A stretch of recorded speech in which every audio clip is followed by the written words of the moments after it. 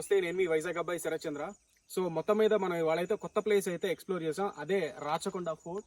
So ఈ Rachakonda fort కి నేనైతే గచ్చిబౌలి నుంచి వచ్చానండి. సో గచ్చిబౌలి నుంచి రాచకొండ ఫోర్ట్ కి అప్రాక్సిమేట్లీ నాకు 2 hours టైం అయితే పట్టింది. సో రోడ్డు కూడా బాగాలేదు అండ్ మధ్యలో కొన్ని గతుకులు కూడా ఉన్నాయి, దాని కారణంగా కొంచెం లేట్గా రావాల్సి వచ్చింది. సో ప్రజెంట్ మీరైతే చూస్తున్నారు, అది రాచకొండ ఫోర్ట్ కి సంబంధించిన ఎంట్రన్స్. అండ్ చాలా మందికి ఒక డౌట్ ఉండొచ్చు, నేను ఏ బండి మీద రైడ్ వేస్తున్నాను అనేసి. మీరు చూస్తున్నట్లయితే కనుక ప్రజెంట్ ఇదిగోండి, ఇది V15 నా బండి, బజాజ్ విక్రాంత్ V15. దీని మీదే నేను నా రైడ్స్ అని చేస్తుంటా. ఆల్మోస్ట్ కొని ఇది 1.5 year 2 years అవుతుంది. ఇప్పటికి ఒక 17,000 కిలోమీటర్లు అయితే తిరిగింది గట్టిగా. సో ఆ రేంజ్లో నేనైతే రైడ్స్ అవి వేస్తుంటాను అనమాట, షార్ట్ రైడ్స్ అన్నీ కూడా. సో ఇంకా ఇక్కడి నుంచి మనం ఎంటర్ అవుతుంటాం. అండ్ మీరు ఒకసారి ఇప్పుడు మిగతా లోపల కొన్ని క్లిప్పింగ్స్ అయితే చూపిస్తాను. Let's go.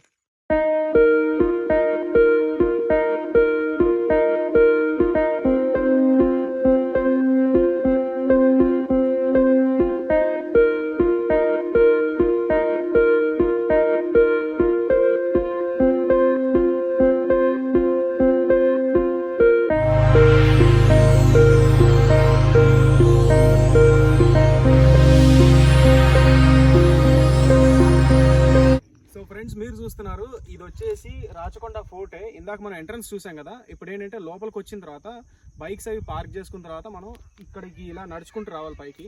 సో నడుచుకుంటూ వేస్తుంటే ఇలా మీకు మొత్తం అంతా ఫోర్ట్ అంతా కనిపిస్తూ ఉంటుంది. మీరు ఇప్పుడు చూస్తున్నారు, ఇదంతా కూడా ఎప్పుడో శిథిలావస్థకు గురైంది, కొన్ని 100 ఏళ్ల నాటి ఫోర్ట్ కదా. అక్కడక్కడ లైట్గా రాళ్ళు అవన్నీ కూడా కనిపిస్తున్నాయి. సో ఇక్కడ మీరు మండపం కూడా చూస్తున్నారండి. ఈ మండపం వచ్చేసి కొన్ని 100 సంవత్సరాల క్రితం కట్టినట్టు మండపం, ఇంకా పడిపోకుండా శిథిలావస్థలో అయితే ఉంది. బట్ చూసారా, చాలా అద్భుతంగా కట్టడం అయితే చేశారు. మీరు ఇప్పుడు ఒకసారి దగ్గరికి తీసుకొని వెళ్దాం, చూద్దాం మనం ఒకసారి.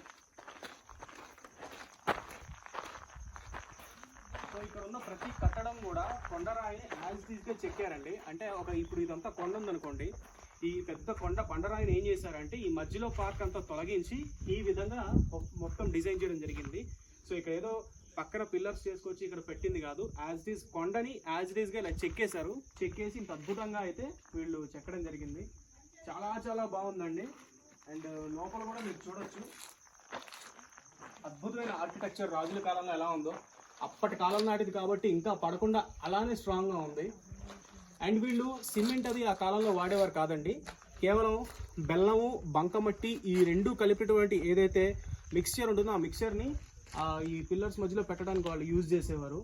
ఇంతకుమించి వాళ్ళు సిమెంట్ గట్రా అవేం వాడేవారు కాదండి.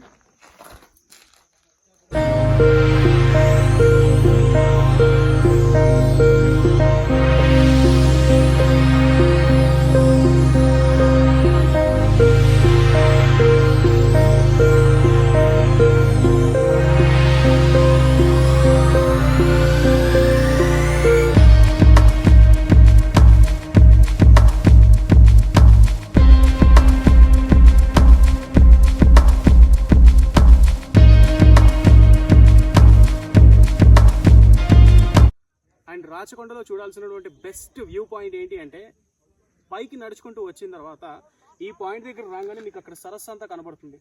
ఇక్కడ నుంచి ఆ సరస్సు చాలా చాలా బాగుంటుంది.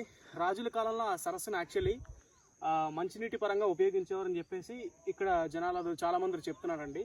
సో మంచినీటి సరస్సు కింద అయితే దాన్ని ఉపయోగించేవారు.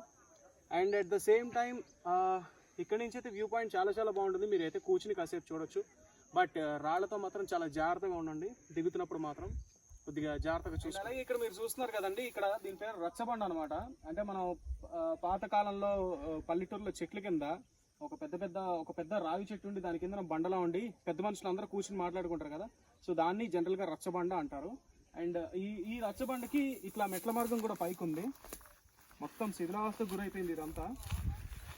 సో ఇలా మెట్ల మార్గం కూడా ఉంది. ఇలా మెట్లెక్కి ఇక్కడ పెద్దవాళ్ళు అందరూ కూర్చుని మాట్లాడుకునే ప్రదేశం అన్నమాట. ఇక్కడ నుంచి మాత్రం వ్యూ అనేది చాలా చాలా బాగుందండి. సో మొత్తం ఇక్కడ నుంచి రాచకొండ మొత్తం కంప్లీట్ క్లియర్ కట్గా అయితే కనిపిస్తుంది మనకి. మీరు చూస్తున్నారు.